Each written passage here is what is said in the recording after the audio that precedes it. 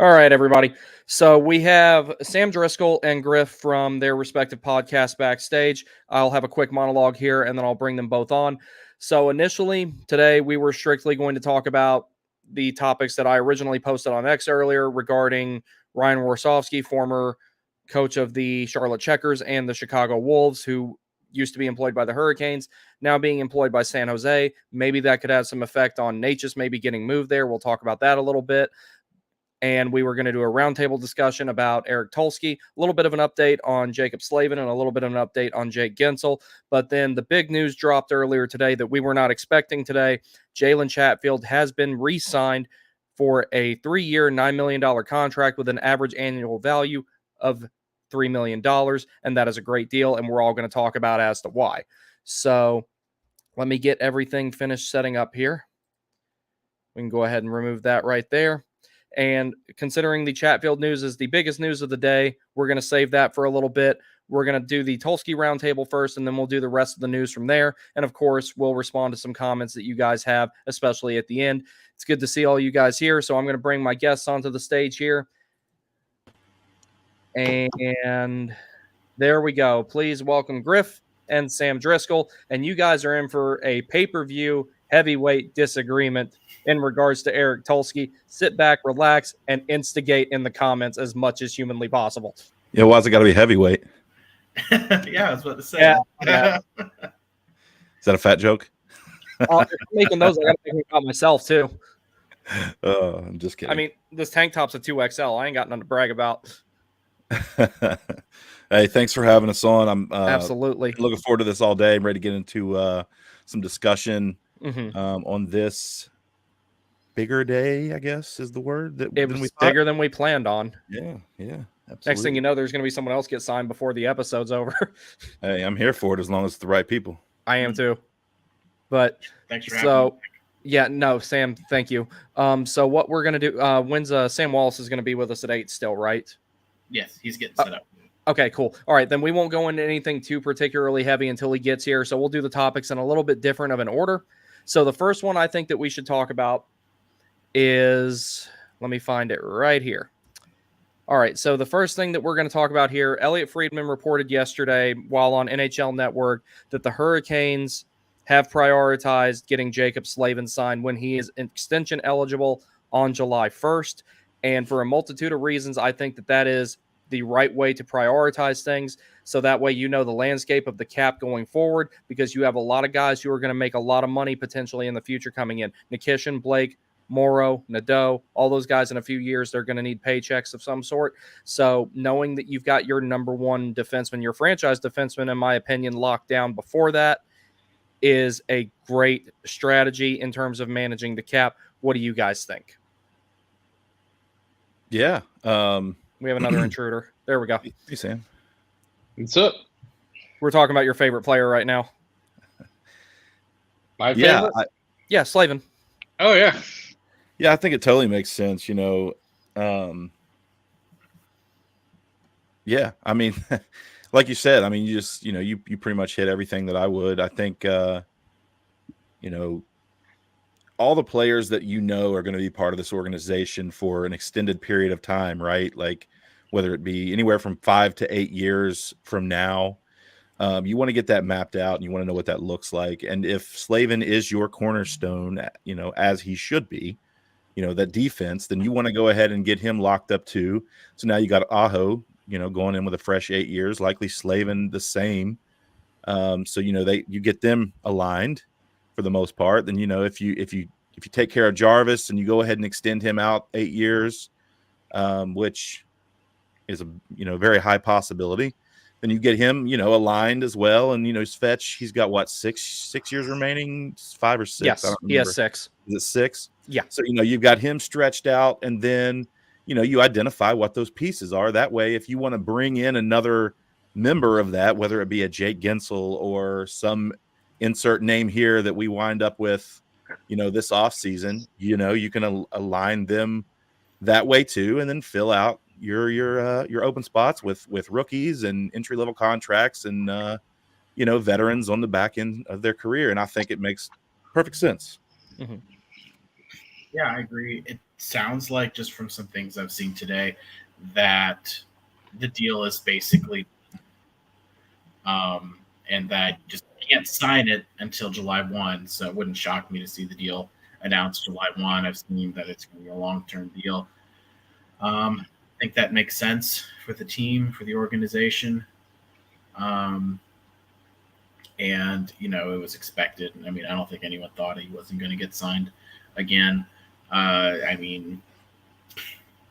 Again, we talked about it last season with Aho, right? If you didn't get a deal done probably before the deadline, you have to talk about what to do, right? Because he was someone who just couldn't walk, and you couldn't risk having to do this next offseason. Mhm. So getting it done this season, I kind of figured would be paramount, and they were going to treat him like Aho, because it's Aho and Slavin are 1 and 2. Mhm. So getting this deal done was probably number 1 on their list. And to more or less, it sounds like, have that deal done and sitting over here like, okay, it's done. We can't sign it until July 1st, so now we can go work on everything else, I think was important to do. Yes. Other Sam? I think the news with Slavin, probably going to be signing a long-term extension, I think is good because you have some certainty for the future.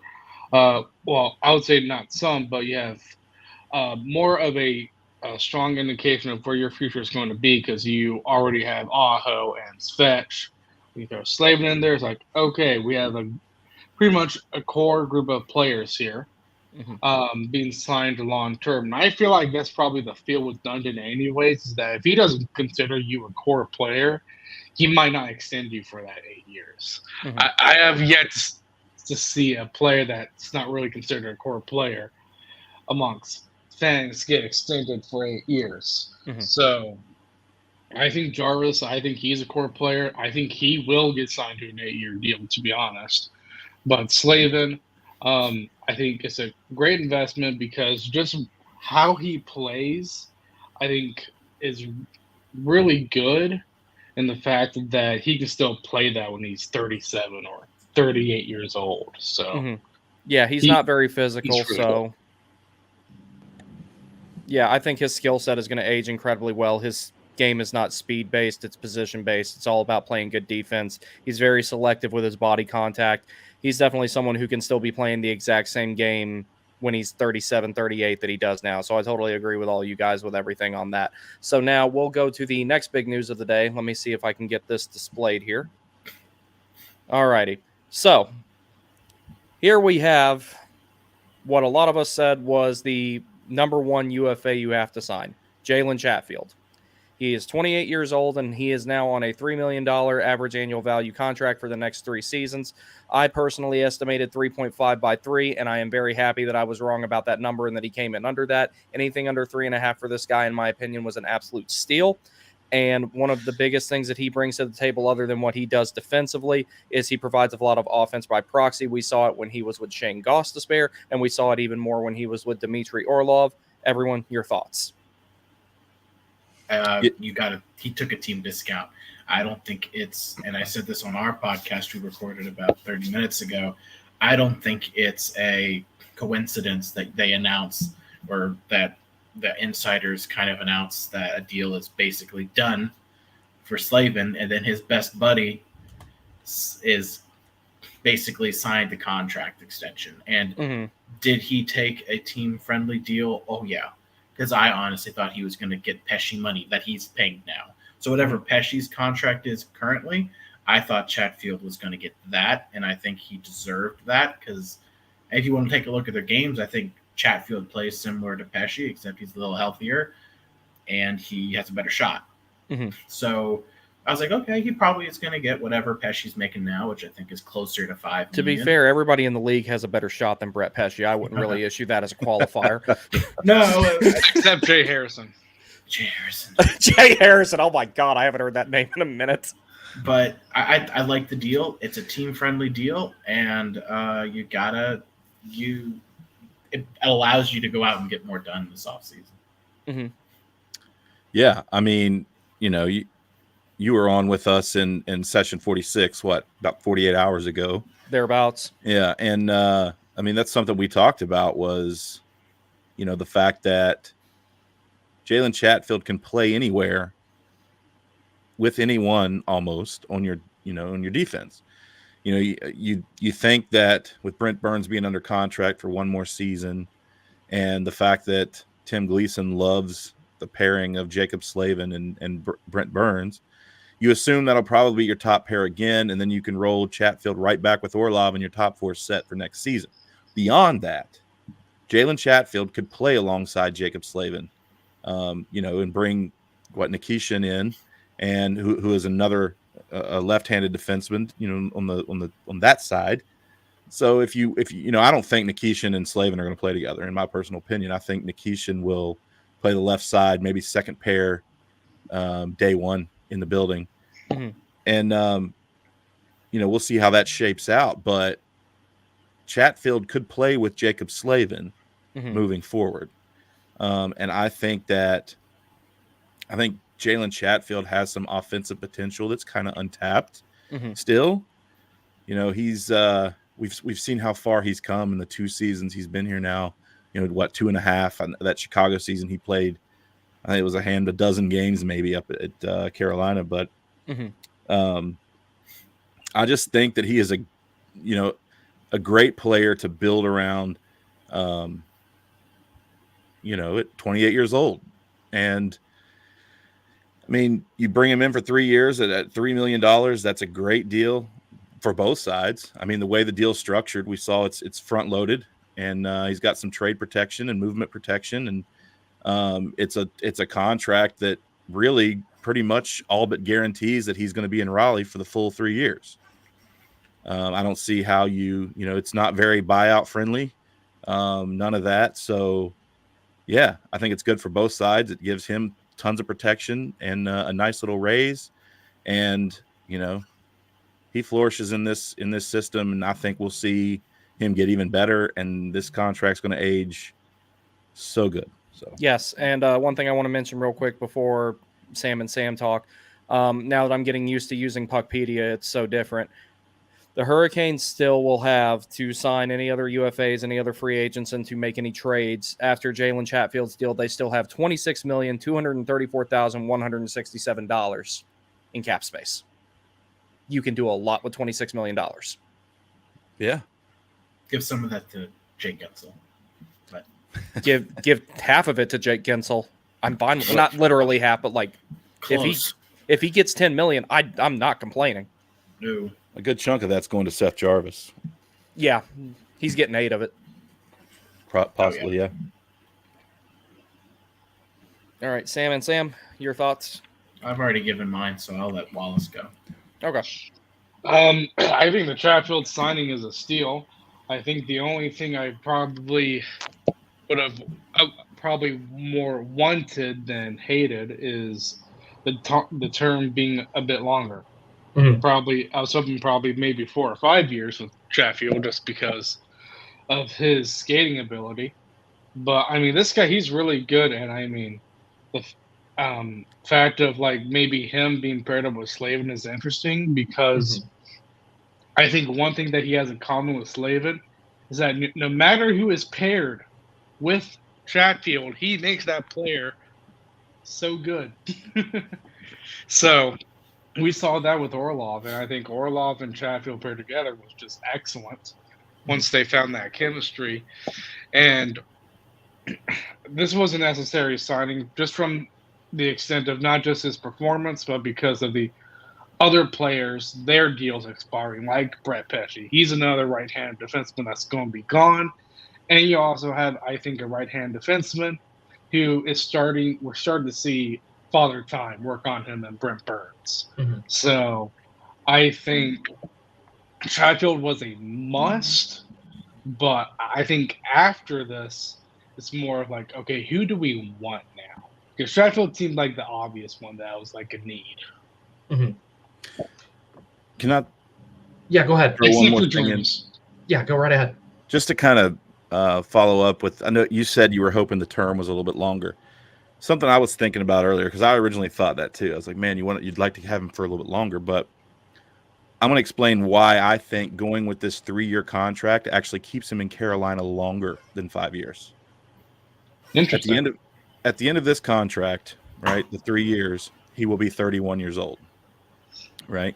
If you were to give him a 5-year contract, at the end, he'd be 33, right? So at the age of 31, he's likely to get another 3 to 4 year contract, right? If he was 33, maybe we don't explore that, or maybe we do, depending on term and depending on how he's playing at that point. But going with this 3-year contract gives him another chance to sign in 3 years and cash in one more time.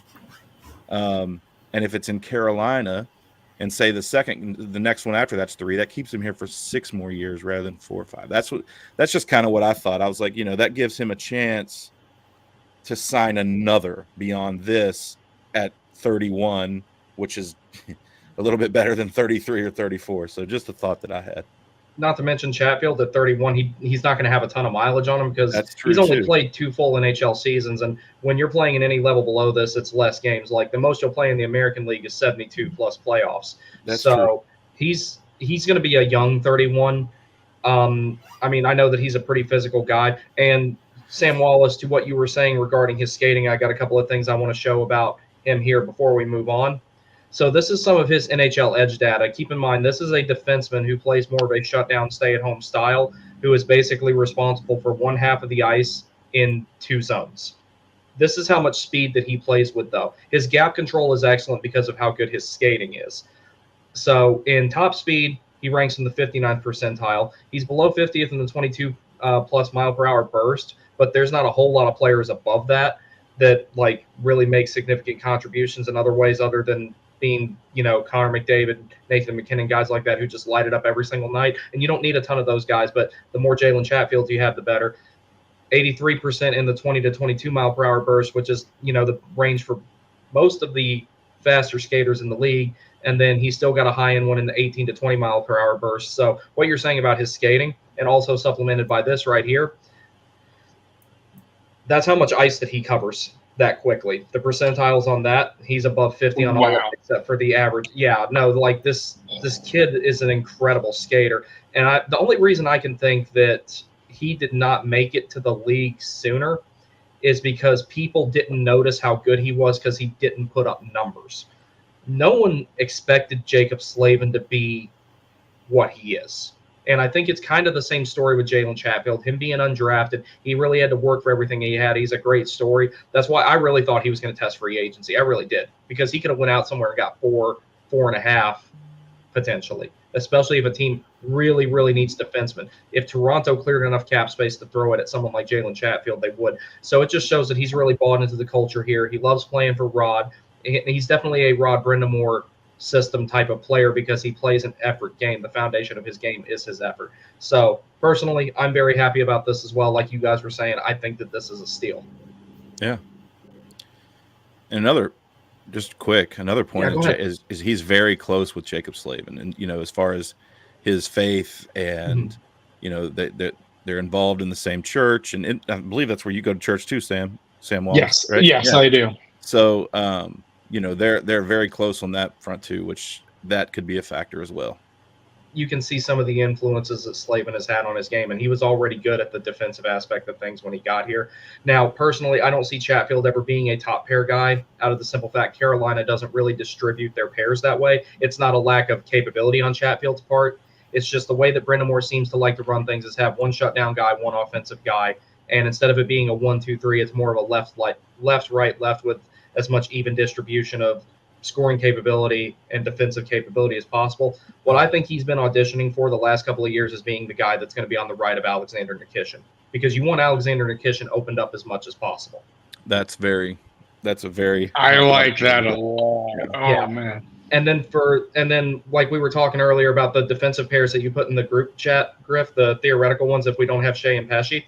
The one difference I would make, and this is going to be fun to talk about, there's the possibility that Morrow doesn't make the team this year. It's a distinct possibility. But if you go ahead and sign Tony, someone you're not going to have to pay more than $2 million anyway, you create competition between Tony DeAngelo and a player that would eventually replace Tony DeAngelo. Tony doesn't want competition. He wants to play. Well, he wants to play. And after this year, he's not going to go anywhere where it is not guarantee. What I'm saying he's about got it a is, it's roster like, spot. do you really think that Scott Morrow would make the team over Tony DeAngelo? Shouldn't. He shouldn't. But we have an AHL affiliation in place now, and most players that come out of college need a year in the minors at least to adjust to the game. Then the year after that, Burns will probably retire, or if he's probably not going to play in Carolina after this season, then you have your right side is Morrow, DeAngelo, and Chatfield potentially. And then on your left, you have Slavin, Nikishin, and potentially Orlov stays. So I think that that's pretty solid right there. You have that equal distribution of scoring capability and defensive capability if you go that way about it.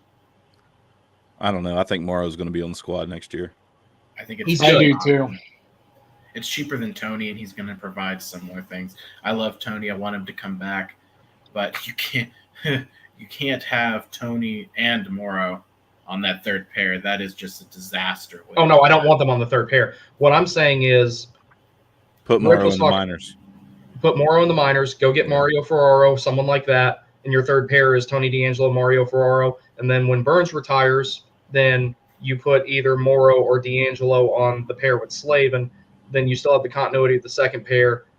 If Orlov stays, you have Nikishin with Chatfield, or you have Chatfield still with Orlov. There's a multitude of things you can do there. Because like we were saying before, at the end of the season, even if the team takes a little bit of a step back this year, the defense is not going to go that far back, and they'll acclimate to each other pretty quick, I think. They kept the defense intact. They kept the top four intact by signing Chatfield today. That was the most important thing they could do for the blue line.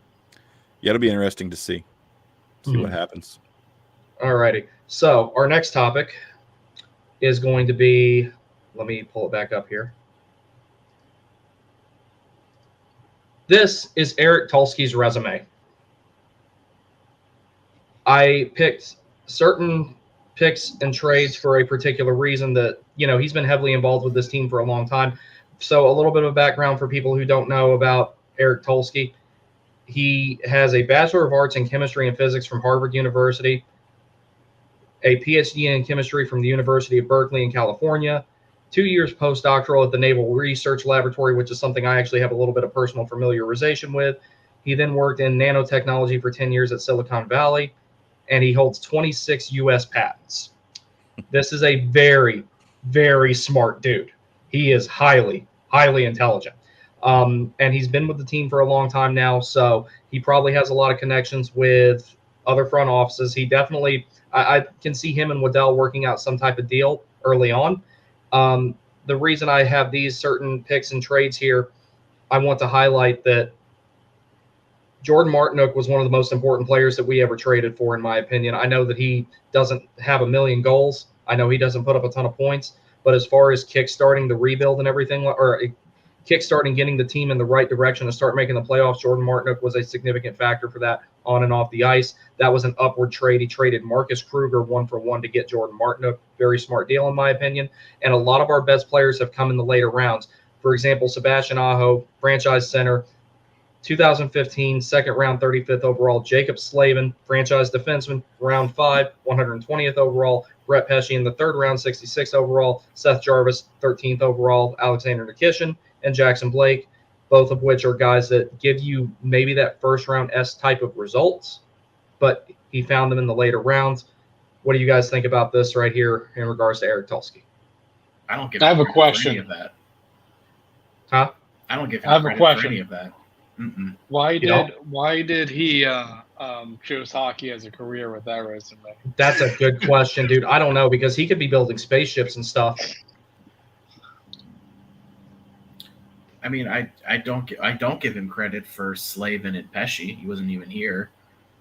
I don't give him credit for Aho. He's only been here. I didn't copy all this. My bad. There's 2 more years before that. I'm sorry.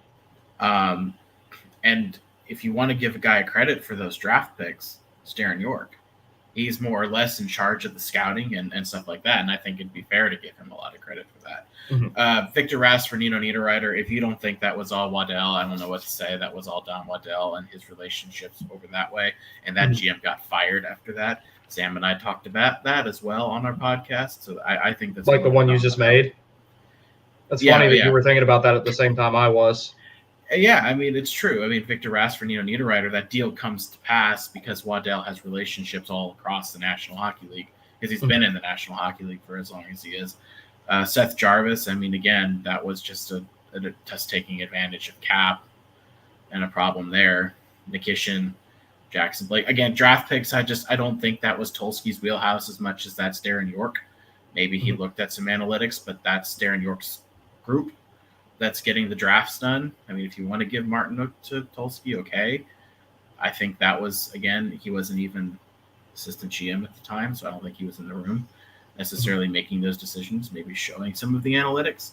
And I would believe that because I believe this team, since Tom Dundon took over and Rod Brindamore took over and Eric Tulsky took over, and I've said this a few times, is the team does not value skill as much as analytics. Example, Jeff Skinner, out.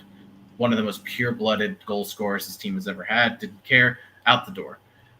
Jake Guentzel, the next best goal scorer we have, don't care, out the door, not going to pay him. They don't value the high-end skill because the analytics don't align with the pure skill. Mm-hmm. And that is one way to look at that, and I think in some sports that might be okay, and I think it's good to have those guys like Jordan Stahl and Jordan Martinook. You need those analytical guys that look great on paper, right? Who had the most scoring chances in the National Hockey League in the playoffs? Jordan Stahl. Who scored only one goal? Jordan Stahl.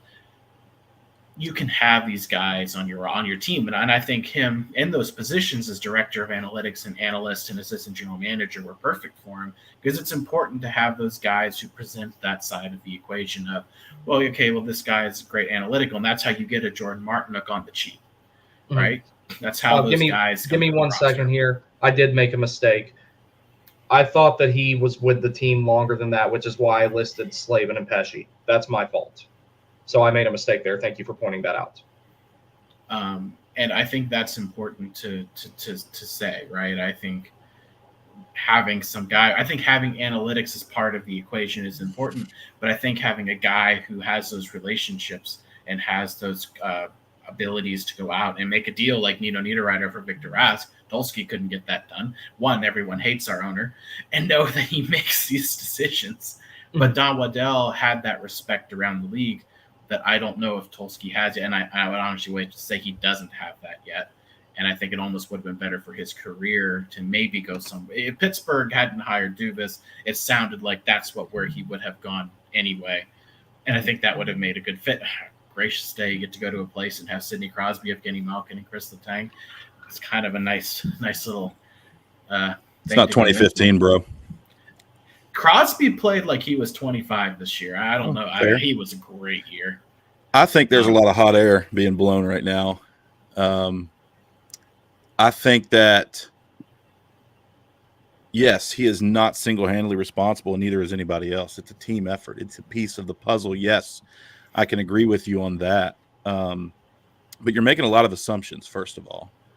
There's a lot of assumptions made in your dialogue, and there's a lot of things that people read on Twitter.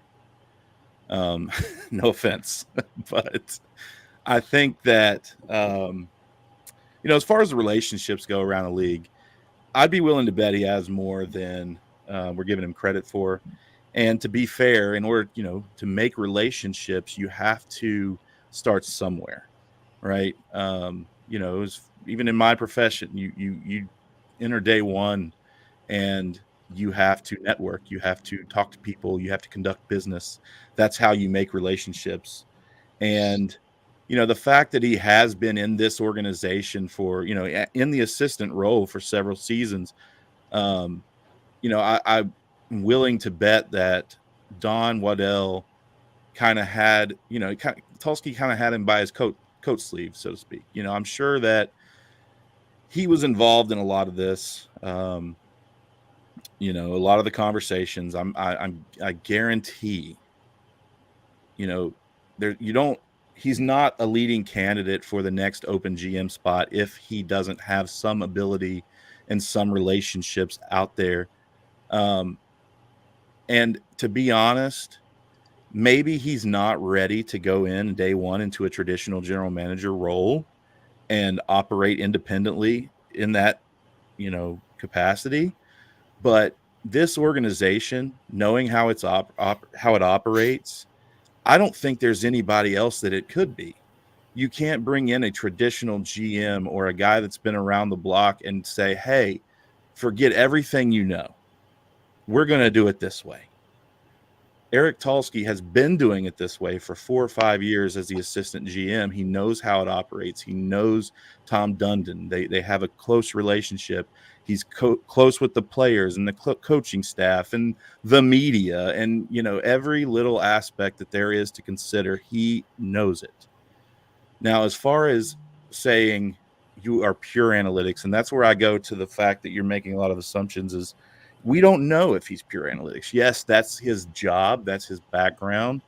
But, you know, just because I am just for instance, if I'm a wide receiver on the football team, I guarantee I still know how to play defense, right? Just because I've done it my, you know, however long in the past, right? Just because I do one thing normally, right, doesn't mean I don't know the other side. And his job up to this point has been analytics. That was his piece of the puzzle. So that's what he was responsible for. So of course that's what he's going to do. But I don't think it's fair to jump to the conclusion that he's pure analytical. He's not the guy that should have this position. And you know, whatever other, you know, assumptions we're making or you know, whatever that is, I don't think that's fair. I really believe that nobody else, at least of the names that were being considered, is right for this position other than Eric Tulsky. Well, there was one other guy who had interviewed who was external, and he did say he was okay with how this role worked. And he was a guy who's gone out and he's got trades and he's known as a tough negotiator. And that was Jarmo Kakalainen, who was in Columbus for a long time. And he did build some good teams in Columbus. But got fired. Sure. That happens. So did Don Waddell from Atlanta. I mean, I can't hold getting fired. I mean, Atlanta set that entire organization up for failure. So, I mean, I don't really count that one. That being said, Jarmo Kakalainen did pull a couple of all-time fleaces like the Panarin deal. And like I said, my apologies for accidentally listing Slavin and Pesce. The way that list was supposed to be made, it was just supposed to be a list of significant things that he was around for and probably had some involvement in. Because the analytics definitely play a role in drafting someone like Sebastian Aho in a little bit later of a round, him being in the second round, but you get first round type of result. The results you hope for out of a player you draft in the first round, you got out of Sebastian Aho, even though he was a high second round pick. So I think that Tulsky's going to do great. I can understand also, Sam, why you wanted someone that had those connections around the league. But when Waddell was working the phone, he wasn't the only one working the phone. Otherwise, nothing ever would have got done. He had to delegate some of those phone calls and some of those connections. Otherwise, he wouldn't have been able to talk to everybody he needed to talk to. So I really think Tulsky's going to do good. At least let's give him a season to see what he does here and everything like that. That's just my thoughts on it, but I do understand where both you guys are coming from with your respective perspectives on it. I mean, I think if you look at it, my guess, if I were to guess, again, assumption, I know, but if I wanted to put some people on areas, I would say Tulsky's main involvement probably would have been in the free agent market. Waddell's would have been in the trade market, and Darren York would have been with the draft, and Tulsky's analytics would have done that. But I would feel more comfortable with having a very inexperienced front office, an owner that a lot of the teams in the National Hockey League do not like because they view him like Jerry Jones. And hate it or not, like it or not, it's true. A lot of teams don't like our owner because of how he does things. It's not traditional hockey, and it's worked for him. I don't know how long it'll work for him, but it's worked for him. I will feel more comfortable if we hire a president of hockey operations that has a little bit more experience. And I really wanted a guy in the front office who might be willing to look at Tom Dundon and say, hey, I actually disagree with you. And I don't know if anyone there, given how new they are, would do that. And I don't blame them for that.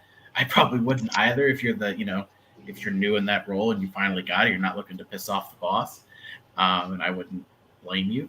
Oh boy, look who we got up backstage here. Is it AB? Hey, Oh, buddy. well, Hey. What's up, up, buddy? Nothing much. Sam, are you shitting on Tulsky? Just a little.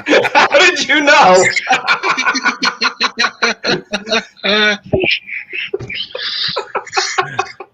I'm gonna clip this one part and post it by itself. What's been going on, boys?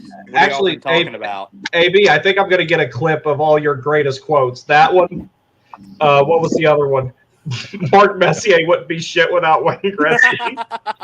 Cardiac Kane can suck my dick. No, I'm gonna clip them all and just make a whole video of it. that's pretty good. Just whenever you want to reply to somebody being an asshole on Twitter, just post that video every time. That's what I'm gonna do. Oh, that's But I will great. say, I think at the end of the day, it doesn't matter who the GM is. Tom Dundon runs his team. You Like it or hate it, did that's you reality. were not saying that on 45. No, it's true. Tom Dundon runs the team, and I think But I'm saying that you like went down a list of like 5 GMs. Yeah, and I stand by. I would have liked any one of them over Tulsky, but it also, again, it's all up to Tom Dundon. They wouldn't have done anything without Dundon saying yes. That's true. So would you rather Darren York gotten the GM job over Tulsky? Absolutely not. We know, AB. I like Darren York. I'm just kidding. I don't think there's not. a difference between the two. Mm-hmm. I think they've been here about the same amount of time. At that point, you're prioritizing one thing over the other. I think if we were in rebuild, Darren York gets the job versus where we are now, because Darren York's strengths are the draft, where Tulsky's strengths are going to be more evaluating players that can help you now. And there are, and I would be lying if I didn't say that there are a lot of strengths that Tulsky brings to the organization, like his mind. There is no one in the National Hockey League who is a general manager who is probably as smart as Eric Tulsky is. Now, Dude's brilliant, but I think it's just a matter of what you value, and that's who's going to be it. Would it shock me if we pulled the same crap that Bill Peters did and have co-GMs? No, but I don't think that's going to happen either. I do think it's important. I do think it's important to say, though, we keep saying that Eric Tulsky wasn't responsible for the draft. However, he did lead the scouting team for numerous years. He led the scouting team, and he also led the team that managed the cap. So that's two of his strengths, scouting and cap management, and a lot of that plays into the GM role as well. I like that. Did y'all talk about Chatty already? We talked about Chatty extensively. I was trying to wait on you, but then I was like, I didn't know how long you were going to be. It doesn't matter. Love the deal. You almost got it right. You put a tweet out, 3.5, but 3, man. I mean, 3 years, $3 million. You get a defenseman. I saw, gosh, he's a Spectrum reporter. Orloff is just like so happy right now. Evan Abramson. Yeah, that's the guy. Yeah. So really happy with the deal. And then I saw something really cool today about Jake Guentzel. Obviously, you know, it's going to go to I think we're getting free there, aren't we? agency. Huh? I think isn't that on the docket here? It is. Yeah. Yeah. Actually, I'll tell you what. I'll go ahead and pull that up here. So we already talked about let's see here. So we already talked about the Slavin extension news, which is, you know, kind of a foregone conclusion, but hearing it from Elliot Freidman is very reassuring. That way we know definitively it is going to get done. Right. Guentzel, it's like, I don't know, man. This is so up in the air. It's like 1 second I feel like, okay, maybe he'll stay. And then the next second I'm like, nah, definitively he's gone. There's like no in between. There's no nuance to it. I can't even like put a number on the possibility of him staying. I'm curious to know what you guys think about that, though. I'll start. He's gone. I'll say this. What one of the reporters said, I think it was Elliot Freidman, is that Carolina likes to hold off. And I think Guentzel is going to test the market. Obviously, he's probably the most sought after free agent besides Stamkos and Reinhart, which are going to be re-signed. So Reinhart might not, dude. That dude's going to get the bag. I don't know if Florida can keep him.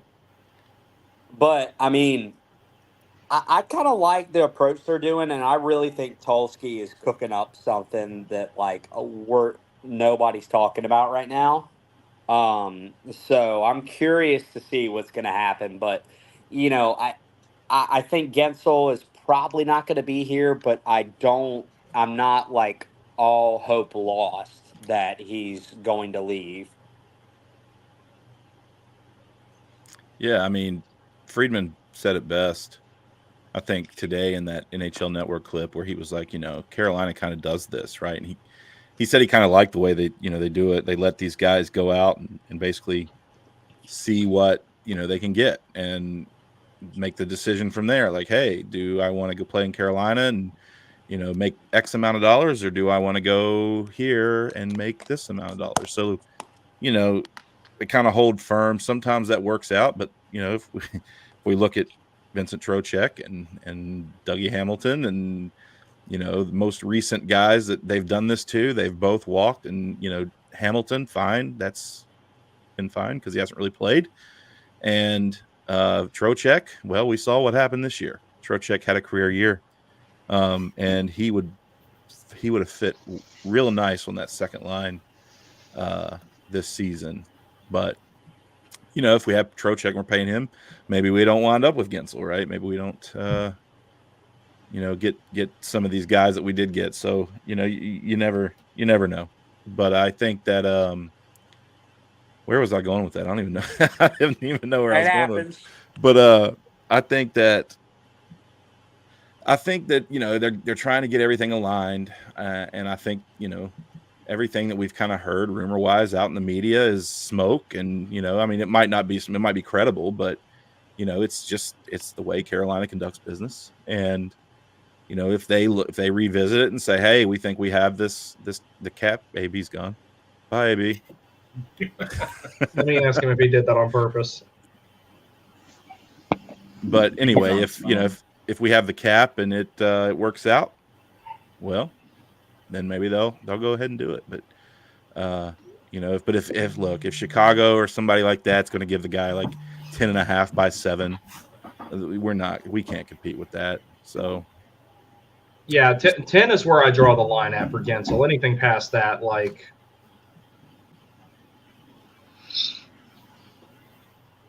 Yeah, AB says, and I quote, "My connection is horse shit." Oh boy. Yeah, I told him to use the link again and try and come back in if he wants to. He said he's trying. Poor guy. I'll say one thing just in general about this offseason and about Tulsky. My like that's just how I feel with what I see now.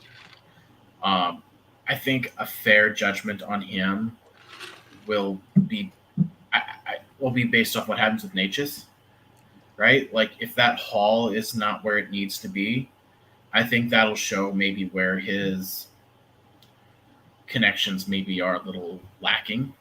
But if he comes back with something good, then at that point I can say, okay, maybe we're not in as big of a situation as I was concerned about. I do think they should hire a president of hockey ops that has a lot of connections in the league. I think that would be smart.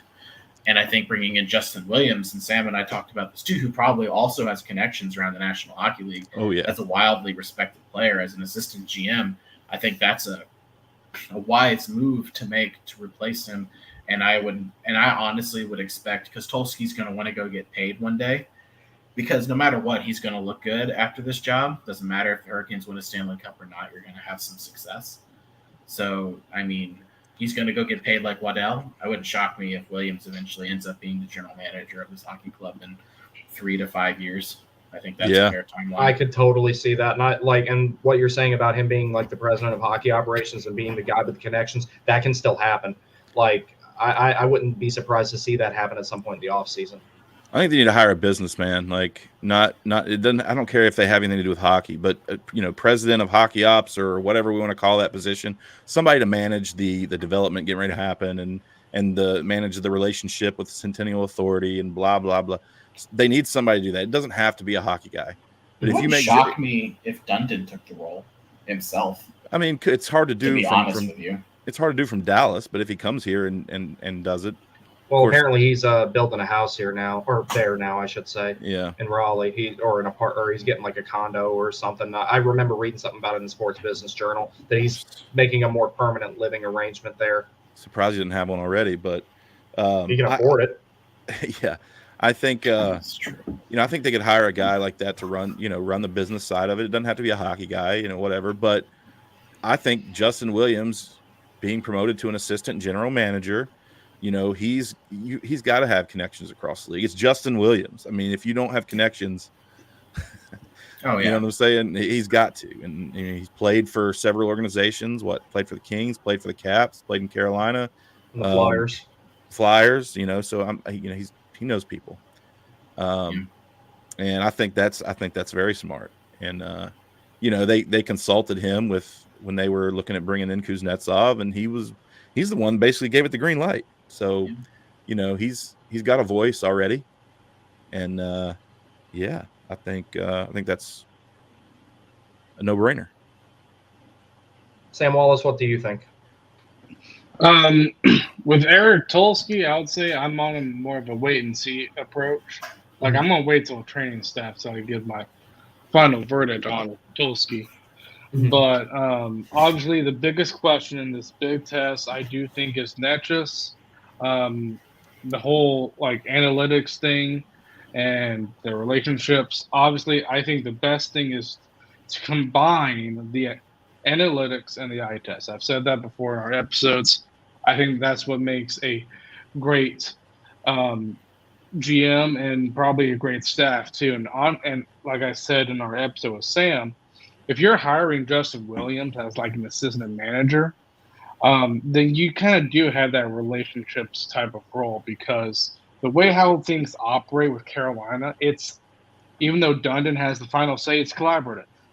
So I kind of am shifting my focus more toward, okay, not so much on what the GM says, but what does the staff say? And when Justin Williams, if he's in that mix, then I think you have more of a good staff than you have of a good general manager. I think that's more important in Carolina's case.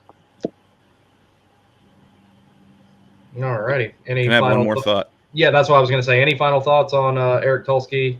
Yeah, just about Necas. I'd be careful judging him on the outcome of the Necas situation, because it seems like we have a lot of control over that, but I'm not sure that we do, right? If at the end of the day, if Necas wants to leave and we facilitate that, you may not get exactly what you want, because we're not in control, right? If teams know that, okay, they got to get rid of this guy, they can ask for this high return all they want. But if we wait it out until the last minute, right, they're going to force Carolina into a decision, either qualify him or trade him, and maybe they decide to, qualify him and he goes to arbitration, and then we end up with him for 2 or 3 years, like we talked about, which is fine. But I don't know the situation and the relationship like the front office, does. Do you want to bring back somebody that doesn't want to be here? Do you want to take that chance as management to say, well, you know what, he's going to be a $6-7 million cap hit after arbitration for 2 or 3 years. Do we want to use that cap on a guy that doesn't want to be here, that could potentially have bad seasons because he knows that he doesn't want to be here? I don't know. Or maybe he's a pro and he can put that, aside and play well, and, who knows? But that's a risk. And, if it gets to the point where management's like, okay, we've got to, we know we do not want this guy on our roster next year. We've got to trade him. we're getting down to the crunch hour. We still haven't gotten a return that we are asking for. We're going to have to go out and get the best possible deal we can. So that's a lot of behind the scenes things that may not come to the surface. So I would say just use caution when judging him on the ultimate outcome of the Necas situation, because there's a lot of things that are in play that we don't see. So one thing about Necas as well about that, so he if the deal's not done by July 1, he's getting qualified. He's not walking. Right, but I'm saying at that point he gets in offer time, sheeted. That would be I'd rather him just get offer sheeted, and then we don't have to worry about it. It's like, oh look, draft picks. Now we can do whatever we want with these. Let him get offer sheeted. Come on, Montreal. Come on. And one thing that's interesting about arbitration as well, just as a fact, I think the team in this case has a better argument than the player, because the player in the last 3 seasons has had one good season and one bad season and then one average season. So I think the team is going to have a better case, and the player can't reject that arbitration ruling. So if Carolina makes the more compelling case, and I do like Necas, but I think the team has the case, and this is honestly where I would say Tulsky is going to be an asset in that arbitration case, because Tulsky is going to use analytics, and Tulsky is going to use statistics and just plain facts to make the team's case. And I do believe the arbitration ruling will be more beneficial to the team. Necas can't turn it down. He actually does have to sign that deal. Carolina, on the other hand, I do believe has some limited options to walk away from it. However, at that point, I think it becomes UFA. But going to arbitration is not a horrific thing to happen. Carolina will end up with the better deal. I truly believe that. I think that's there. And I don't think Necas wants to go to arbitration either. If it does, it'll be a 2 or 3 year deal, and he will never play with us again at the end of that contract. Yeah. But we'll have the advantage of moving him. And just imagine if the arbitration case is like, okay, yeah, Carolina made a great case, 2 years, $5 million. You think you can't move that deal if you want to? Move him at the deadline then, because I guarantee you somebody will press the panic button to get him, and they'll overpay to get him. A contending team would, even within the division potentially, would overpay to get him on a rental basis. That's fair. Oh, yeah. No matter what, his contract isn't going to be 7, 8, 9 million after arbitration. It's going to be 5, 6, maybe 7. And I think it's going to be closer to that 5 and 6 range, because he had such a bad season 3 years ago. And in the last 3 years, he's only had one really solid season. He doesn't show up in the playoffs. Arbitration looks at 3 years, right? Yes. Yeah. The last guy we took to arbitration was actually Brock McGinn. We've been pretty good about avoiding that. And apparently, from what I remember reading about it, they said that was one of the friendliest arbitrations that they've seen in a long time, was the one between McGinn and the front office here. They were like, we both want to stay, and it was a very specific number that they had to narrow it down to. So maybe that'll be the same case with Necas, but I just don't see him staying. That being said, 2 years ago, we were having these discussions as well. Like, there was all this smoke around Necas getting traded, and then nothing happened. And he got qualified. Yeah. Yeah, and that's why I'm he had no power there. He had no power there. Zero. But he's in for a bigger payday this time. That's the only difference.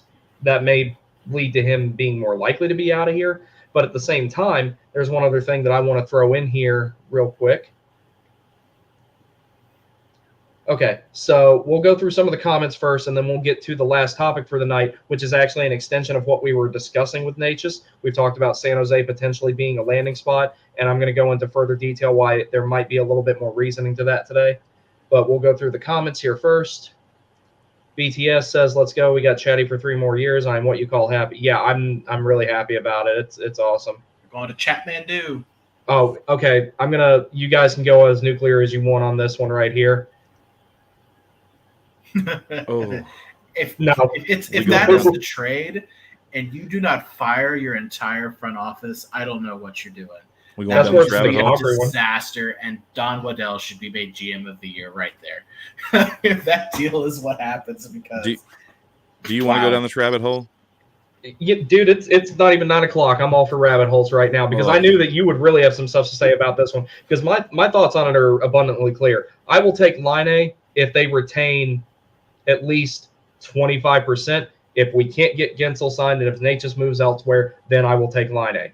That's the only way. Man, I go in on this. Go ahead. I will if you want me to. I'm just go right ahead. No, you guys go right ahead. You have at it. Before Griff goes in on it and destroys Line, I'll give a quick. I'm not going to destroy. Okay, so what we'll do is Sam and Sam. Sam and Sam has the floor first, and then we will all clear the floor for Griff. Let me give a quick pro for Line. Dude's popped 40 goals before, and that is much needed in this organization. Carolina has had some luck with project players. They've also not had some luck with project players, and they've kind of had in the between. And I think Kuznetsov is like the in between.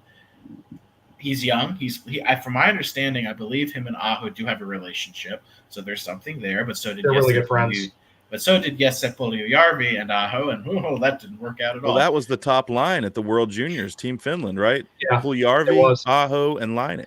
Yeah, but I mean, Puljujärvi never replicated any of that at the NHL level. Yeah. Line did at times. That's the only difference. So Line's best seasons were his first 3 years in Winnipeg. He was 30 goals, 40 goals, and just under 30. I think he got hurt that season. He didn't play full 82, but if he had, I think he probably would have scored 40 again. So there are benefits to bringing in Line. I don't know what his contract is. I don't think the term is outrageous. I think 2 years left on the term. I'll tell you the 2 years at 8.7, I believe. I'll tell you in 2 seconds. Let me use Cap Friendly while we got it. By the way, one of my friends in this chat here is a Caps fan. Please remind him the team he likes is a terrorist organization. I believe the player isn't bad. The term is fantastic. The salary is obviously it's a bit much. Do I think he's worth that when he is playing on his game? Yeah, he is. Dude can score. The reality is he's been injury prone. He hasn't played a full season since his second or third year in the National Hockey League. And third year in the National Hockey League. And $8.7 million cap hit, and his injury history has 28 entries. Jesus. All right, so Necas has been healthy for the most part. I don't think he's had much, if any, like solid injuries that would have kept him out for a significant period of time. Maybe he's had one. That trade can't happen unless you're getting more than Line back or they're retaining half. If they're retaining like half and we get like a Line and a third or a second too for Necas, I'm like, okay, maybe there wasn't anything else out there for some of the things that Griff had kind of said. It's just that because of the situation with Necas where some of our control is down, maybe we take what we can get. And if Line is what we can get, okay, whatever, fine. I want a player who can play on the roster. He can. You can stick him on the first line with Aho. Maybe that revitalizes his career. You don't know. That's not my first choice. But it's not fair not to point out that the dude has scored 40 and he's got a heck of a one-timer. And when your power play has been a bit mid, I would say overall at times in the playoffs, having a guy who can just stick over there in the Ovechkin's office and just rip one-timers isn't an awful thing. But yeah, if it's just 1 for 1, you're an idiot. I mean, that deal can't happen. That deal can't happen. I don't think he meant a 1-for-1 deal. I think that those would be the main pieces in it. Like, I would be willing to trade Martin Necas to San Jose with the main piece coming back to us being Mario Ferraro. I'm not saying I would make that a 1-for-1 deal by any means. I'd want their first-round pick. Yeah, something like I want something else. First-round pick. Yeah, I want something else along. Yeah. Or a first-round pick. It doesn't have to be this year. It could be next year, but I want a first-round pick. It would probably more realistically be next year because they know they're going to suck again and they want another first-round pick to go because they're starting to build a good team with Mac and Celebrini, Will Smith, and all those guys. Well, I don't think Celebrini plays this year. I think he's going back to college. No, I'm just saying in general, like the team they're building their organizational depth with, the depth or the roster they're going to have in a couple of years is going to be really good. Sam Wallace. Necas for Line. I'm not the biggest fan of that. I thought I read somewhere, I could be wrong about this, of Line having some locker room issues, but I could be wrong. But that is not my first choice. I'd rather use Necas to either solve our second line center problem or solve a goaltending problem. Line would probably be like my fourth or fifth choice. Probably, I'll say probably even maybe a last resort type of thing if you really cannot get nothing for Necas. But even then, I still would rather keep Necas, to be honest, than rather trade him for Laine, who is injury prone. That is my biggest thing with Laine, is injury history. I'm not a fan of. I'll be right back. Okay, I'm not a fan of using Necas in a Laine trade, no matter what's attached to either ends. I think if you want to go get Patrick Laine, you do it other ways. That doesn't involve Martin Necas. I think you use Martin Necas somewhere else because, unless like Sam Driscoll said, the only way I would send Necas to Columbus for Patrick Laine is if they retained 15% and sweetened it up a little bit more, right? First round pick or, whatever, you can get creative, but I'm not on Team Laine. I think that he's another project. I know what he has done in his past, but we're talking about now. He's another project. We already have a project on the team in Evgeny Kuznetsov. I'm not sure I'm a fan of two simultaneously. You guys have spoken to it. The injury history. He's only played 82 games in a season. What? Twice? Yeah, like twice. Yeah. So I just think that there's too much. He's too expensive. First of all, he's got 2 years left, and he's going to have another contract, and he becomes a free agent. So, I don't know. I would rather use that money, again, unless Columbus were to retain significant amount of money, like 50%. 50%, I'd explore it. 25%, I'm still stepping away because that's still a significant amount of cap that you can spend other places on players that are not as high of a risk. So, right now, for you, go ahead, Griff, and just to kind of add into your thoughts, out of curiosity, if Carolina were to say throw Necas in the third, and we were to get Laine and one of either Cole Sillinger or Kent Johnson, would that change your opinion on making that deal work? Maybe. Or even like a Boone Jenner coming back, something along those lines that might fix the second line center. Any retention with that? Low retention, I would say between 15 to 20% from Laine, if we're also getting a Sillinger or a Kent Johnson. I don't know. Would you do that? I'd rather get Johnson than Cylinder. Maybe. I'd rather I'm get saying Kent either Johnson. or. I would definitely in your scenario. I'd definitely take a second look at it. But I'm not. I don't know. I'm not taking Patrick Laine at anything less than 50% retention. Would you do a Necas versus Kent Johnson? No. I want something more. I wouldn't either. I want to deal with Winnipeg.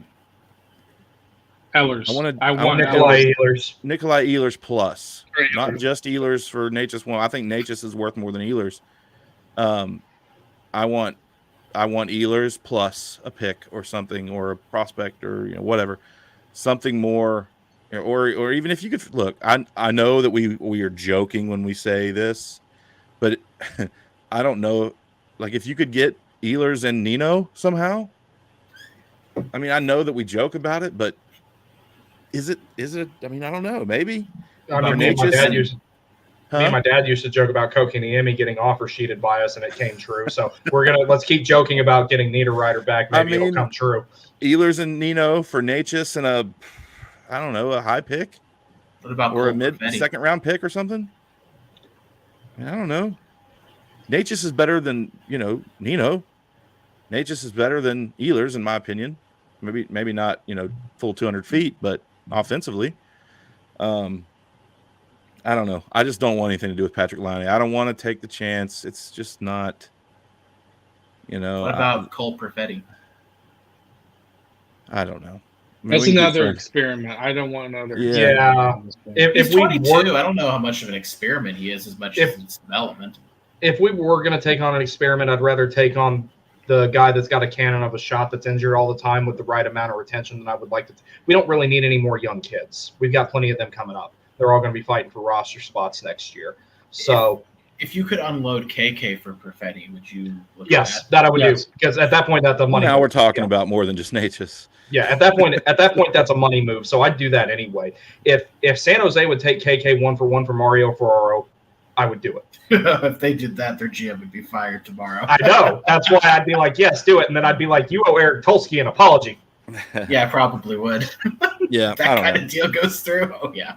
We can move on. I'm just not a Line fan. I'm a fan of Line as he at the top of his game. I'm not a fan of Line right now. Yeah, but I understand the risk with it too. It's just I do think that, let's say we ended up with him for the right price. And I think Carolina's Rod- been linked to him. And Yeah, it sounds I think like we've Rod- been wanting him. So I don't know. Rod could get him going. I don't think he plays. I don't think he fits this. No. He's not a Rod Brindamore guy, all right? He's not. He's Yeah, just he's not. not. And I didn't think Guentzel was, but well, he's not. That's why he's got buried on the fourth line and scratched in the flipping Islanders or the Islanders or Rangers series where he scratched. it was the Rangers series. I was so mad. I'm still mad about that. I mean, they brought in Kuzi to, as a hey, let's see what we have. And I mean, he played fine.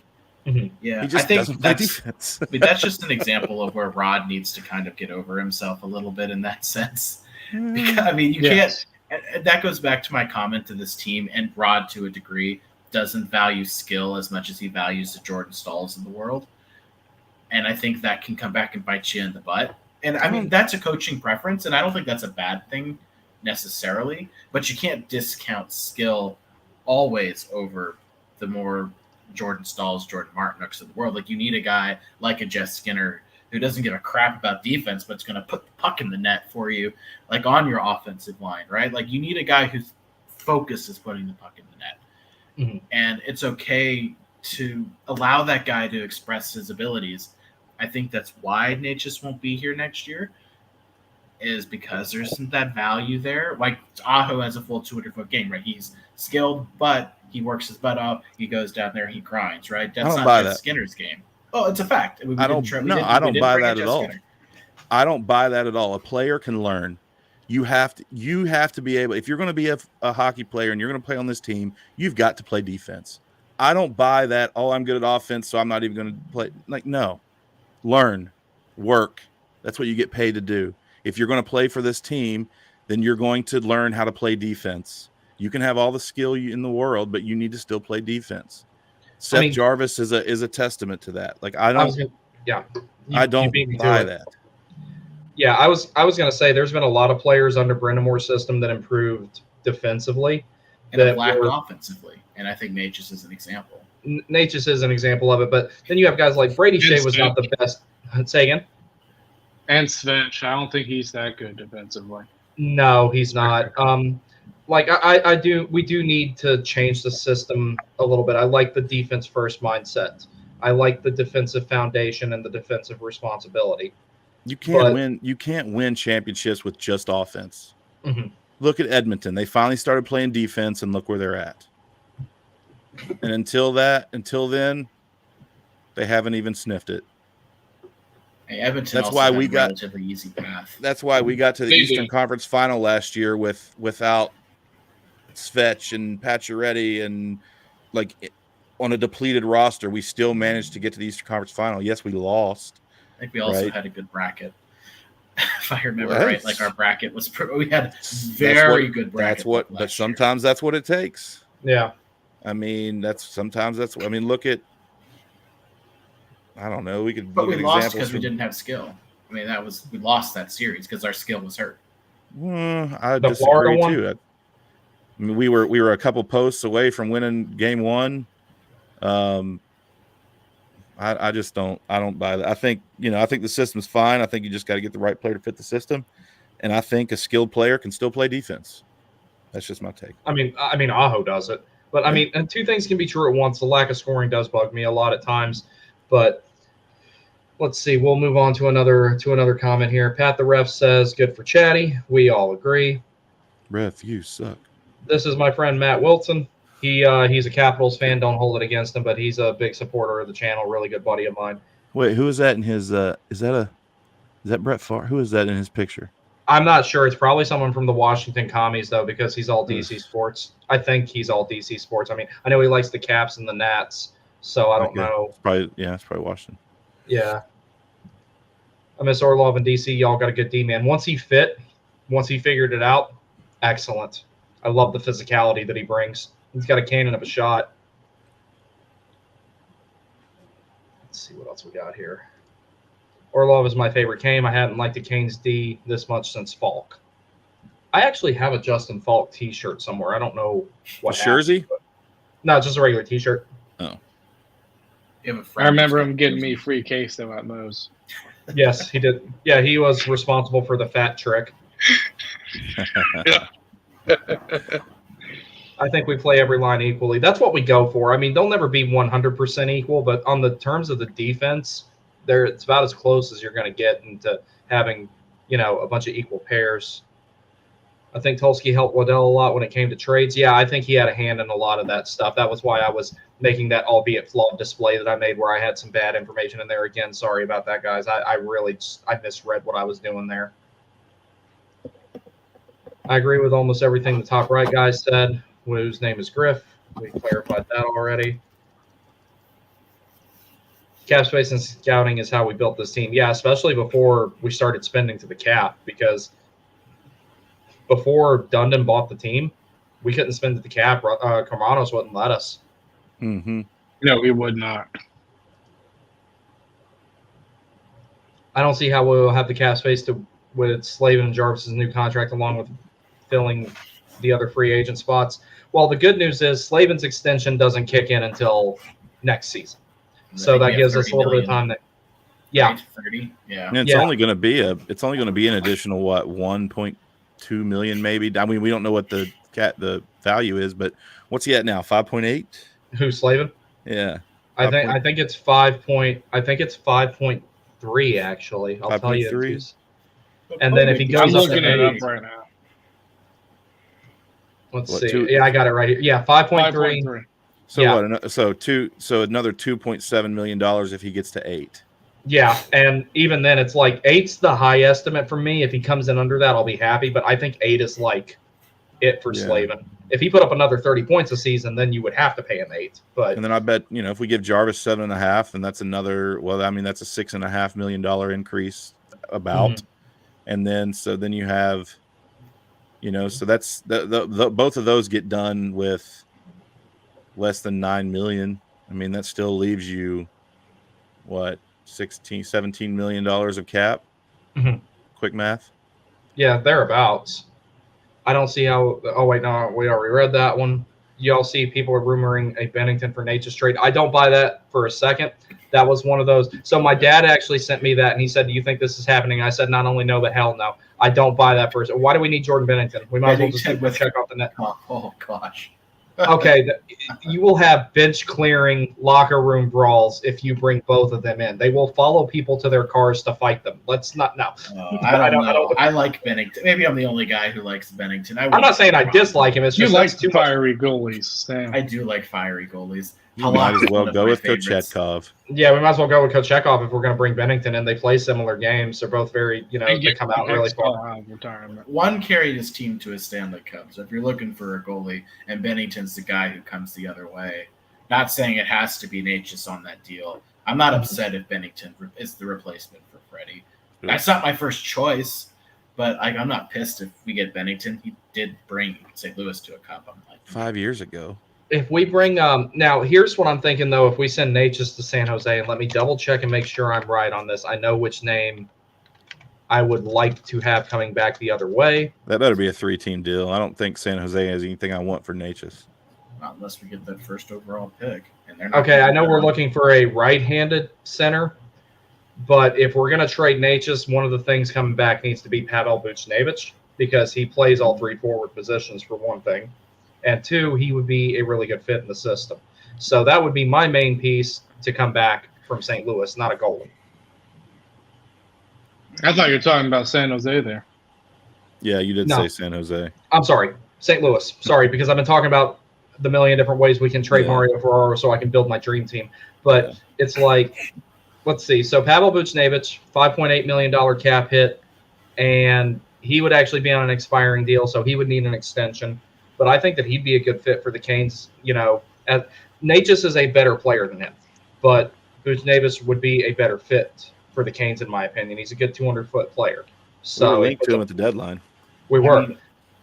I still want a second-line center. Obviously, I agree with Griff. I want Lindholm. I think he is the guy that makes the most sense at the best deal. But at the same time, I think that needs to be your priority. So if you aren't getting a goalie with Necas, you aren't signing Lindholm, you have to look at teams where you can get a second-line center, at least in the interim. And I know y'all don't like it, but I still think the best second-line center you can go out and snag would be John Tavares from Toronto. I can't think of another second-line center who's on the market. They're going to have to shed somebody. So if you can think of someone else and another team you could take full advantage of their cap situation, it's Toronto, and you could probably even get that deal done without even including Necas. But, I mean, if you tell me that Toronto is not going to take if Tavares waives his no-trade clause to get out of a market where he's having to be under the microscope all the time as the captain, you're telling me Toronto doesn't think about a deal if you offer a second-round draft pick or even a first and be like, hey, can we take Tavares and you take about 30% off the deal? Awesome, thanks. We got our second-line center. I just don't know if he'd be wanting to play in Carolina, though. That's where I had the hang-up on Tavares. It has nothing to do with his game. It's just I remember when he was the big-name free agent. Everywhere he was linked to was a big market, a traditional market, with the exception of Vegas. So I think we're in a different situation now, and he's in a different point of his career. And it would be for a single season. He'd have a chance at possibly winning a Stanley Cup. He would be a huge piece and a huge asset to this team. He wouldn't be under the microscope for a single season, and then he can go wherever the hell he wants to go next year. Mm-hmm. But I think he would consider playing for Rod Brind'Amour. I think that's where Rod's an asset there, is he can get on the phone and talk to Tavares, and you don't think – are you telling me right now Tavares doesn't take that phone call? Oh, I wouldn't say they wouldn't take the phone call. It's just there's just certain players I look at, and I don't see them wanting to play in a market like Carolina, and he's one of them. I've got nothing to back that up. That's just my assessment of it. It's definitely possible. I agree. I think some people like second-line center. Some people like the lights and the being center stage. He might feel differently now than being Patrick Kane, now that he's been in Toronto and been. I mean, the gauntlet that he's gone through as the captain of the Toronto Maple Leafs, his tenure hasn't been great. And the only reason the market for second line centers in general is just so thin. I mean, just assuming they don't get signed, you have Lindholm and Stamkos. I can't think of a single other center that's can go in there and play the second line. You're going to have to, if it's not Lindholm, he is the best center in the free agency pool. If it is not Lindholm, I mean, I don't know what else you can do unless you could think of another center that's there. Max Domi coming back? I don't think so. He's going to stay in Toronto. There was one I was thinking about, but the problem, if he was a little bit more proven, I would go for it. Shane Pinto is someone I would like to go get if Ottawa would give him up. The only problem is I don't think they would give him up because, one, he's young, two, he's really good, and three, Josh Norris is hurt all the time. So they can't afford for their center depth to get depleted. So that's someone I'd like to have because he looks like what KK would be if KK had worked out. Hey, do you want to hear a little hot take? Yeah, sure. What you got? And this is based off of nothing. That's okay. My belief in Tavares is off nothing too. But I could see a guy that's currently on the roster growing or continuing to grow into somebody that could play second line center for this team. Seth Jarvis. I'm not opposed to that. If he's small. Yeah, he is small. He's a little too small. He is small. But if you put somebody like Svetch on his wing, or you can get somebody maybe a little bit, I don't know. I'm just saying that other than the size, he checks all the boxes. And he grew up playing center. It's a matter of if the coaching staff thinks he can do it. And I mean, I don't know if they're going to want to. If you can get a second line center, throw Jarvis on that line and be like, hey, Jarvis, go play a shift or two. Get a look at it without risk. Mm-hmm. I would be cool with that. I don't think this team's going to throw him as a second line center like that. But, I mean, I agree. It's an internal fix. I still think Necas could be an internal fix. I think Rod, again, too, really. will have if to we're going off size. Yeah, I like having a bigger second line center. In a lot of teams, Aho would be a more ideal second line center, and you go out and snag a first line center. Right. But that's just not this market. I think Rod would be more inclined to try Jarvis at center than he ever was to try Necas there because of how far Jarvis's defensive game has come. So I think that there's a bigger possibility of that happening than there ever was with Necas getting tried at center under Rod. That being said, in the past I have said I thought that Necas should have had a sustained chance at center because I think that he would have unlocked another part of his game that we haven't seen yet.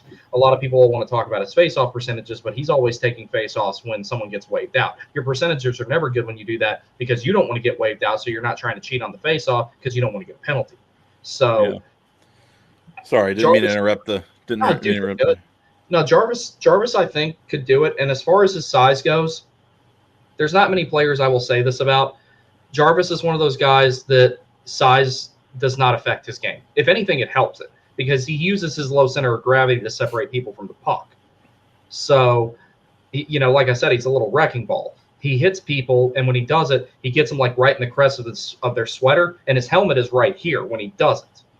He's really good at separating guys from the puck because he steers their hips and he steers their legs where he wants to go because of how low he can hit them, because of how small he is and how low he gets when he lays that body contact. It's a very specific mechanic of his. So I'm not opposed to trying Jarvis out at center. If they're not going to try Necas out, I'd rather them try Jarvis because it will be easier to go out in the market and get someone to fill that second line right wing role or the first line right wing role, however you want to put it. Top six centers are very hard to get. If you can get one internally, i.e. like we did with Aho, do it. If there's anybody who can teach him to play center, it's Rod Brindamore. So, is Nadeau or Blake a center? No. I'm not overly familiar with either of those guys. That's one thing that we do have a little bit of organizational depth worries is the center position. Wings were good. Defense were super good. But we definitely need to address that. I mean, I'm just curious for Griff and Brandon, can you, assuming we go external for that center, other than Lindholm, am I missing someone when I say the only guy I can think of is Tavares? Not really, no. I can't think of anybody else. Because, I've racked my brain, and if it's not Lindholm, the only guy I know for a fact who would probably be available in a trade is John Tavares. And like you said, there is no belief that he would be willing to come here. I kind of lean towards I think he would just for a break for a single season, but I can't think of anyone. I don't know. I don't that would be a hard Here's trade a player to work out. What you got? Would you be willing to trade Necas 1-on-1 to St. Louis for Robert Thomas? He's a right-handed. Oh, that is tempting. Center. That is tempting. I like Robert Thomas. Brindamore would like him. Depends on what. I think Brindamore would like him too. What's his contract? I'm on it. It's a big contract. Yeah, that's what I'm thinking too. $8.125 million for the next, at least. Oh. Yeah, I think you could sign Lindholm less than that. Yeah, if we're gonna do that, we might as well go get Lindholm because that's a big contract. I mean, but I think Thomas is better than Lindholm, in my opinion. That's not so much better to where I'd be willing to pay that price tag. That's all. I mean, maybe if you trade Necas and you get some retention for the life of the contract, how much terms do you have left? Didn't he just recently resign? Who, Robert Thomas? Doesn't he have some years? Yeah, he's signed through 2031, and he has a full no trade clause and a modified one for the 2031 season. Yeah, there's no way. I will ask ChatGPT what centers are available this year and see what it comes up with. Well, you were supposed to ask them about me, but you said you ran out of free asks, so I think you were afraid of the results you were going to get. Well, you do have a certain amount of asks. I haven't used it in a while. who are free agent centers in. Well, while you're doing that, we will go through here. Okay, look at the Skinner trade. Everyone hated it, myself included at the time it happened, but that was one of the best transactions that we've ever made. We got Kacheko about it, and Nikishin. Yeah. Is Mark Scheifele a free agent? No, he just signed. He signed the same time Hellebuyck did. Yeah, him and Hellebuyck signed on the same day. Because everyone thought he was going to be out of town. Laine was traded out of Winnipeg for locker room issues. I believe that was with Maurice as head coach. So there was a bunch of stuff I read about that. I have nothing to back this up. And I'm going to put my personal opinions about these other two players mentioned aside. The big thing that I heard, read, and saw was that Blake Wheeler and Mark Scheifele didn't get along with him. And they kind of bullied him out of Winnipeg. That's why he wanted out so bad. So I don't know how true that is. I personally don't care for either one of those players, but that doesn't mean that it's true. Could you imagine Bennington and Piotr in the same room? That would, quote unquote, cause chaos. That, like, a lot. Let's see what else we got here. A Lindholm trade would be good, and we already know he can do the Storm Surge. We don't have to trade for him. He's a free agent, but yeah. Yeah. So I have a couple of names that's popped up that I didn't know. Okay. Chandler Stevenson from Vegas. I don't believe he's signed an extension there. No, he hasn't. Adam Henrique from Edmonton. Too old. That's kind of what I thought. Jack Roslovic. Alex Wenberg. No, those guys are more middle six type of centers. Matt Duchene. Oh, I love Matt Duchene. Yeah, he is he right-handed? I think so. He's left. Oh, he's not? Okay. Yeah, and he was linked to us before back when he signed the deal in Nashville. We were one of the teams that gave him an offer. Just wasn't nearly as much as what Nashville gave him. He's willing to go out that way in Dallas and Nashville. He's not right-handed, though. We need a right-handed guy.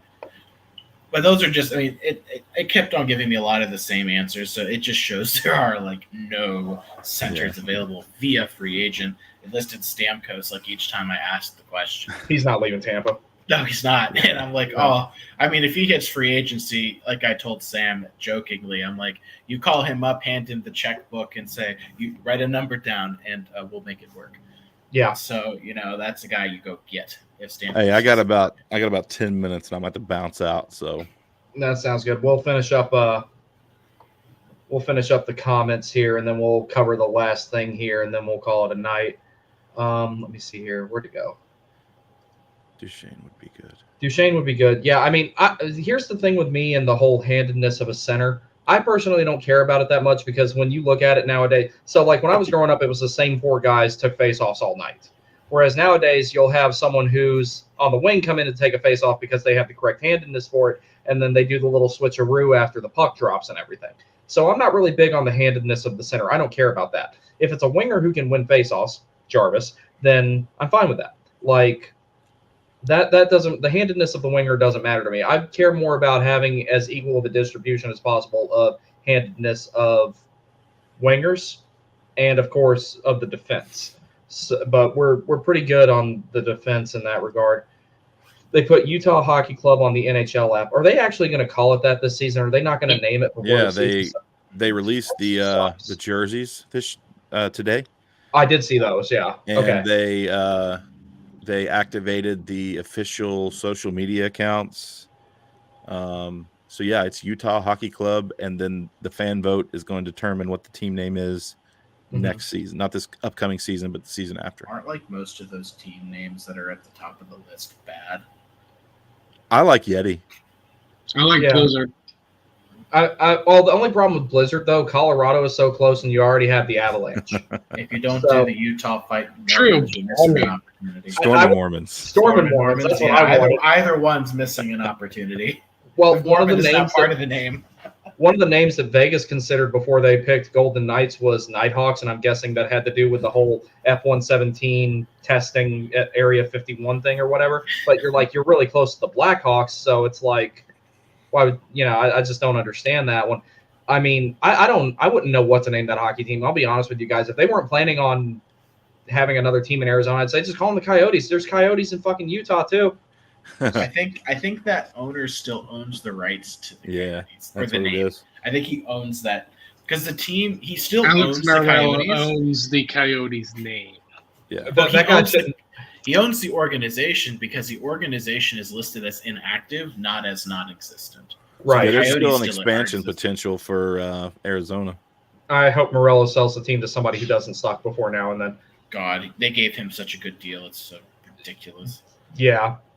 But I will say this about the Utah sweaters because BTS actually is who shared them in our little group chat that we have on X. I like the colors. The light blue and the white and the black, I think, goes together really, really well. I think that's a really good combination. When I was designing my Tomcat sweaters, I was actually trying to come up with a way to use light blue with them, but then I went with navy blue, red, and white. Oof, Winnipeg, Columbus-looking sweaters. I like their Heritage one, though. Like, I really like the Heritage one. I thought that one looked really cool. The one that they wore with the old school, like, leather-colored type of gloves. I like Columbus's sweaters. I like all of their sweaters. Their one that has the cannon on it, I think, is really cool. Yeah. Yeah, I really like that one. That's actually one of my favorites that the Hurricanes, or that's not a Hurricane sweater. I really like that one. All right, boys, we will cover the last topic here. And it's pretty much already been covered in a lot of ways. Ryan Warsofsky. The reason I wanted to bring this up is because I wanted to know if any of you had any thoughts or knowledge on this, because I actually don't. So I do know that he was the assistant coach of the Charlotte Checkers in the 2019 Calder Cup run, and that Necas was on that team. And he did pretty well. He was a center on that team, and Warsofsky, even though he was the defensive coach, became the head coach of the Chicago Wolves, and now he's going to be the head coach of the San Jose Sharks. Do any of you have any knowledge on how good or bad Necas' relationship is with Ryan Warsofsky? Because I was wondering if maybe that could be a factor why he would get traded to somewhere like San Jose, considering he's the coach there. I'm not familiar with the relationship, but I believe Warsofsky at one point was rumored to be in the hunt for a coaching position with this team. Mm-hmm. I think they had considered promoting him. I can't remember. Mm-hmm. I don't think he was in the conversation when we hired Rod. I don't think he was around yet, mm-hmm. but I'm fairly confident he was in the conversation when Dean Chanot left. Mm-hmm. Yeah, because he was the defensive coach down in the American League. Yeah, you're right, Sam, on that. The reason I was asking was because I was wondering if any of you guys knew anything about what type of relationship Warsofsky and Necas would potentially have, to see if Warsofsky would go to Mike Greer and say, "Hey, I want that guy." I was just wondering if shock me because I did. He's gonna know. Yeah, it really wouldn't shock me. And you've got two guys in the league who are gonna probably say that, and Don Waddell and Warsofsky. So I mean, I don't think the relationship between Warsofsky and Necas would be anything like more than any other player that he's coached or assisted coached or whatever. I think the pull to get Necas would be more on the Don Waddell side than it would be the Warsofsky side. Mm-hmm. I think that's where you got to look. I think I don't know. I could see a deal happening with Columbus before I could San Jose, as far as Necas goes. Not a lot of that's just player-wise, asset-wise. Columbus has more to offer. Yeah, I'm not sure that the relationship of Ryan Warsofsky and Martin Necas matters in this trade. Just if I'm being honest. Mm-hmm. But hey, look, Warsofsky is, as far as a coach, is he should have been a head coach, in my opinion, in the NHL. He probably would have been here if Rod wasn't the coach. Honestly, that's probably the direction they would have gone. Could have been. So, unfortunately, San Jose is a dumpster fire right now.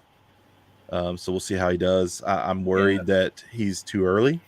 Mm. And, I hope they're patient with him because of the state of the organization. But the fact that they just fired their other head coach, who they brought in, 2 seasons ago? I think the guy lasted 1 or 2 seasons. And they've already Dave, right. The fact that they've already fired him. Come on. It sounds like Celebrini was pissed about that too. He wanted to play for David Quinn. A lot of the college players like David Quinn because that's where he came from. He was a collegiate hockey coach beforehand. So yeah, I don't know. I don't know why he got fired. I don't either. There was nothing you could do with that roster. You couldn't have put Scotty Bowman behind that bench and then win games. It's not going to happen. No. I mean, they dumped it both. The last 2 years they dumped at the trade deadline. They've basically. I mean, they've basically sucked to get to get better lottery odds. I mean, come on. But anyway, if you're, and I'll say this too, it doesn't sound like that organization is a destination, because if you listen to Celebrini's interviews, what team did he talk about all the time? Vancouver. And he's going to play college. Would you be shocked at all if he's just like, I want to play another year. I want to play another year. Oh, look, my contract's up. I get to go wherever the heck I want. Goes into college. Yeah. Goes into college players just not having so much power with contract negotiations. If he really wanted to, he can light it up in college, become a UFA, and haul to Vancouver.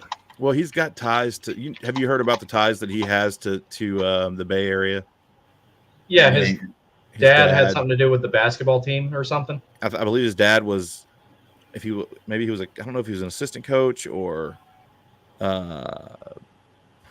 I don't remember off the top of my head, but his dad was involved in the Golden State Warriors organization, and he grew up there in the locker room, and so he's got ties to San Jose, to the Sharks organization. So I think that, I don't know, but I mean, to your point. I mean, yeah, he definitely could decide to, look at Adam Fox. Right. Yeah, well, I mean, he also has to finish his degree too for that to be a possibility. So I think that you can pull Jack Johnson. Yeah. Well, I mean, Jack Johnson though, like, I can only fault him so much in that because his parents manipulated the shit out of him. That wasn't entirely his fault. No. It's like when that came out later, I was like, no fucking wonder. That's sad. Like, how did your own parents do that to you? But like Celebrini, also him going back to college, the one good thing about it gives San Jose time to build a little bit better of a team. Even if you suck, you need to build the best team you can around your young developing players. Otherwise, you're going to stunt their growth. So Celebrini is a guy who could play in the NHL on day one. But what you got? So his dad was hired by the Golden State Warriors as their director of sports medicine and performance. That's okay. That makes sense. But yeah, so it's like he can go back to college and he can still learn some stuff. I don't think that there's anything left for Celebrini to learn after one more year of college. After that, he's going to stunt his own development. So at that point, he's got to go to San Jose. If he stays in college, he does it for the sole fact he just never intended to play in San Jose to begin with. Yeah. And that's his polite way of saying, I'm not playing there. Yeah. I think that doesn't happen, by the way. I'm just saying, if I'm San Jose, I'm a little irked that every chance he got, he brings up Vancouver. That would make me just a little nervous. His dad played soccer in Vancouver also. Well, I mean, if San Jose really wanted to get a bunch of picks. Oh, yeah. They traded that first over. If they traded down 3 spots, they could get that first in probably 2 or 3 seconds. They could rebuild their top 6 in 5 years. It would not. That draft is so weak. I mean, even if they wanted to trade for another first round pick next year, I'm guessing that draft will be better. But the belief is this draft is pretty weak. So. Yeah. All right. We'll finish up the last of the comments here. There ain't a whole lot of them left. BTS says, did you think the post I posted in the group chat said we had the 6 Horse logo? The main, not the flag. I kind of agree with that. I don't like our main logo. I like the flag and the word mark better. That's why all the stuff you see me wearing is all the flags and the word mark. So I kind of have to agree with that. The only way I like the I logo is on the Stadium Series sweater. I like the 20. Look, if you want, I like the Hurricane logo as long as we got to change the font, man. Go back to the 25th anniversary edition. Yeah, the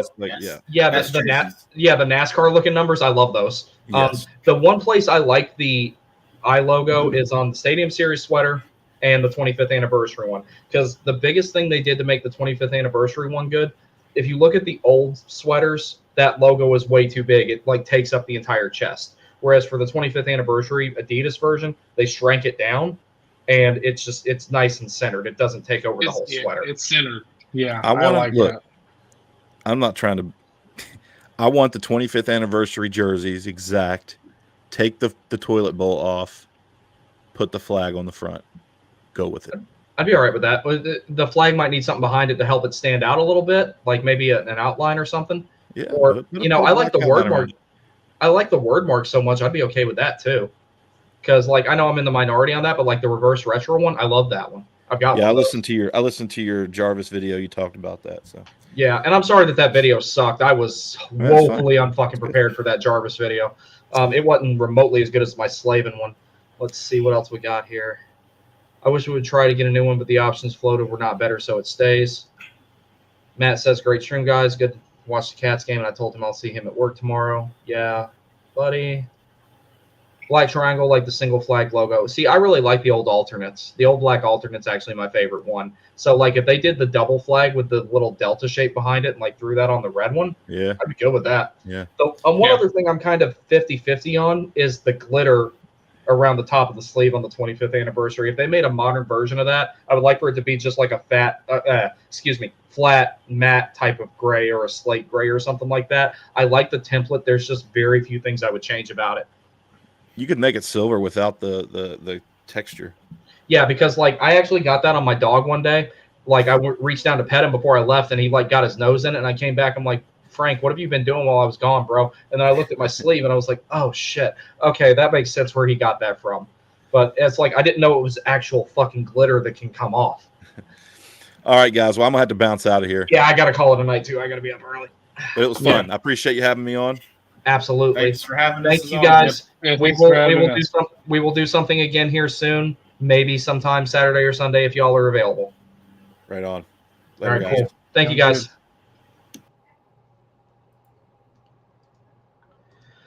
All right, everyone. Thank you for joining us. That was a whole lot of fun. We had a lot of eyeballs in here tonight, actually, I saw. So we will do more videos as free agency gets closer. In the event we have any more signings, me and any combination of these guys and AB, we'll all jump on here. We'll talk about it. We'll do some instant analysis type of stuff.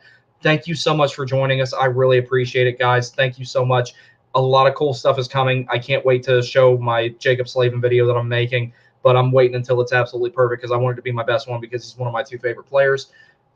BTS, nice stream. Thank you very much. Thank you guys so much for all the support. I will see you next time.